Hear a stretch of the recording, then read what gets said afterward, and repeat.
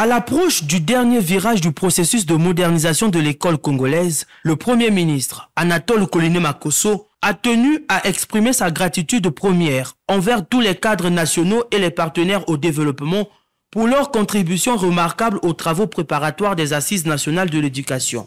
Une mention particulière a été faite au chef de l'État qui lui a confié cette mission avec des directives spécifiques. Il faut que nos écoles préparent des femmes et des hommes capables de comprendre toutes les nuances du monde de demain, capables de s'adapter aux nouvelles évolutions des technologies, capables de se sentir non pas terrassés par le savoir, mais à la hauteur de la compréhension du monde dans lequel ils vivent.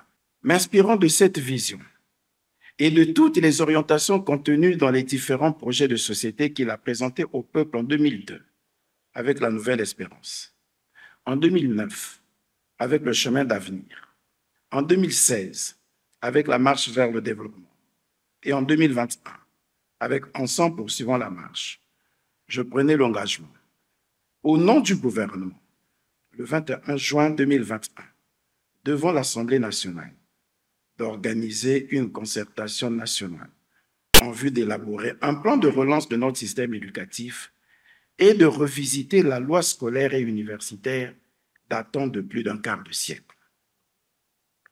Au cours de cette adresse, je rappelais que l'éducation, la formation et l'emploi des jeunes seront au premier plan de l'action gouvernementale et que j'entendais m'y investir personnellement par vocation sans doute, mais aussi parce que c'est un devoir.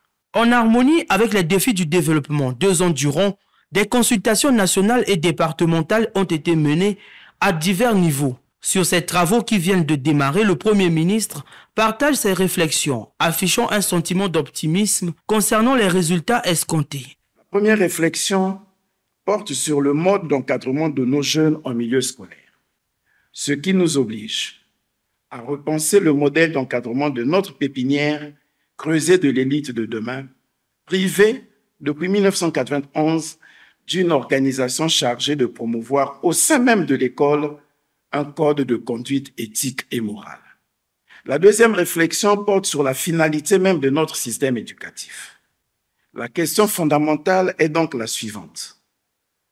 À quoi doivent servir l'enseignement et la recherche aujourd'hui et demain? Quelles seraient alors les visées politiques, les finalités sociales de notre système d'éducation, de formation et de recherche? Aussi nombreuses, diverses et variées qu'elles soient, nous pouvons regrouper ces finalités en une seule proposition. Je la formule ainsi qu'il suit.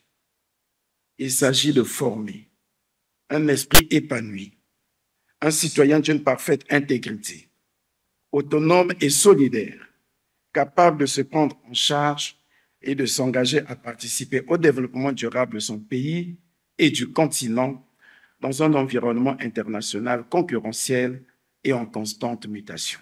À peine la cérémonie d'ouverture terminée, les travaux ont été enclenchés, leur aboutissement prévu pour le 29 janvier prochain. Un document stratégique sera dévoilé servant de cadre pour la politique globale en matière d'éducation, de formation et de recherche.